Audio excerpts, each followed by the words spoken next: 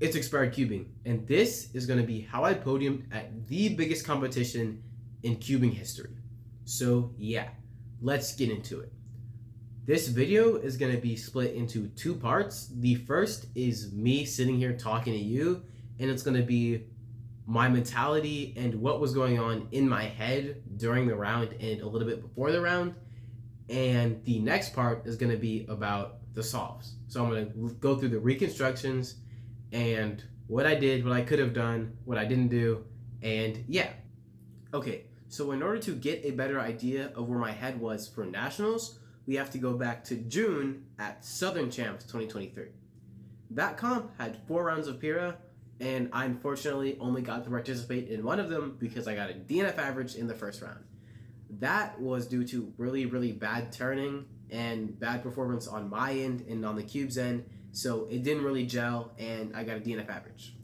I was nervous the same thing was going to happen for nationals because the stakes were much higher and I hadn't gone to a Pyramix comp.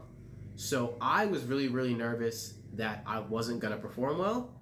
But fortunately, in the first solve of the first round, I had a really good solve. So that sort of brushed aside any of the hesitancies I had about my turning.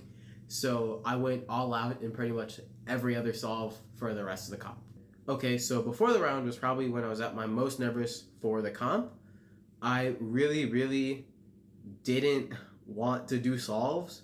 So after warming up a bunch, I stopped wanting to do solves. So I just sat up and started pacing around. I was really nervous, and I ended up making the decision to get my headphones and start wearing them. I did not plan on doing this at all. It was like an in the moment thing, and I started listening to an album, Speaking Out by Taylor Swift, which is a great album by the way. But yeah, I listened to that. It definitely did a great job of helping me calm down. I ended up bringing them onto the stage for our PMX finals, and the rest is really history. So because I had headphones on, I didn't know anything that was going on around me.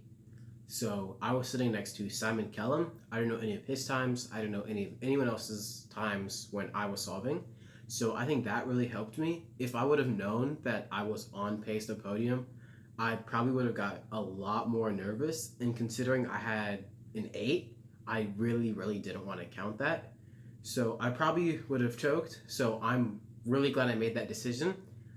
Um, like I said before, it was in the moment, and I'm just really happy that I ended up making it. So after every solve, I was like, yeah, this is all right, this is all right. Except for the 8, I was like, wow, that's bad. And before the 5th solve, I was like, I didn't really process that I could get a good average.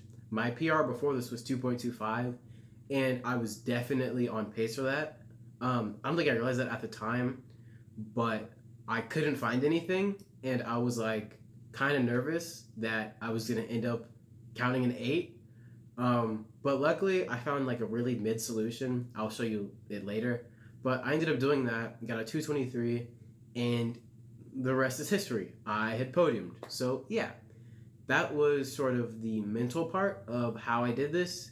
Next, I will go into what I did during the solves and what I could have done better.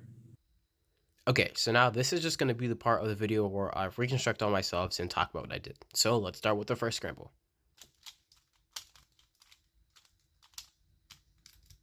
This is the first scramble. There's a pretty obvious green V. So pretty early in inspection, I decided that I was going to do this. I unfortunately missed one look to solve and thought this piece was going to go up here and be solved. So all I was going to have is a 3-move insert and no AUFs. So I was really excited. Somewhere in the back of my mind, I thought I could get a PR single. So I went really fast and did tips and then B, R prime, L prime, insert. Unfortunately, the piece did not go and solved, and that ended up with the 2 flip. So I ended up having to do the 2 flip, and then I was done. So that was a 2.05. It was 7.8 TPS, which is how it was still pretty fast. It's hard not to think about what would have happened had the piece actually gone and solved, or I actually would have done the right L4E.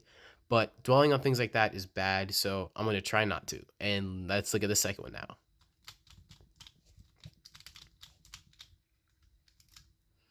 this is the second scramble. I think I might have done the worst, the worst V you could have done on this. But I ended up doing tips and then L, R prime, U, R, B prime. And then I did a U prime and did the L4E and then a U. So that was my fastest solve. It was a 1.91, 8.9 TPS, almost Terra speed. And yeah, still pretty good. I was happy starting off. The first two solves good, and I really thought that I had the potential to get a good average. So let's look at the third one now.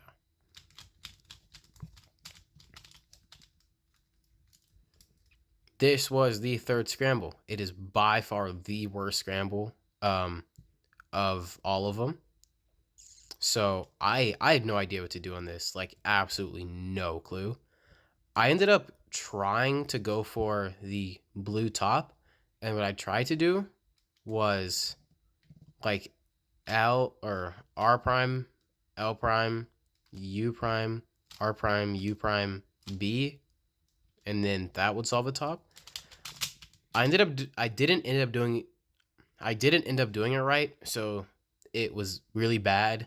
I finished doing that sequence and nothing was solved, so I just gave up the solve and started doing random moves until I had something I could solve. So who really cares about that one? The next two are what matter.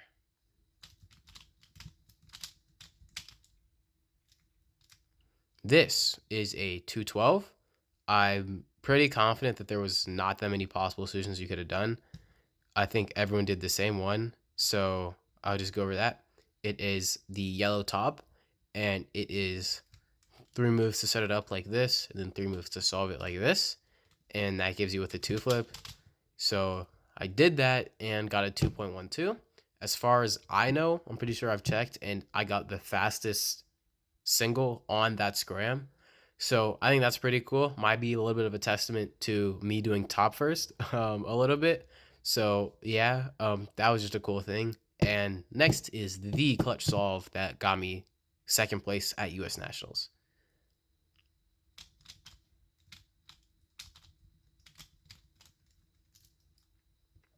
So this is the last solve. Picking up initially, I was nervous that I wouldn't be able to find anything, but a little bit into inspection, I found that you could do a sledge V on yellow. So that's what I ended up doing.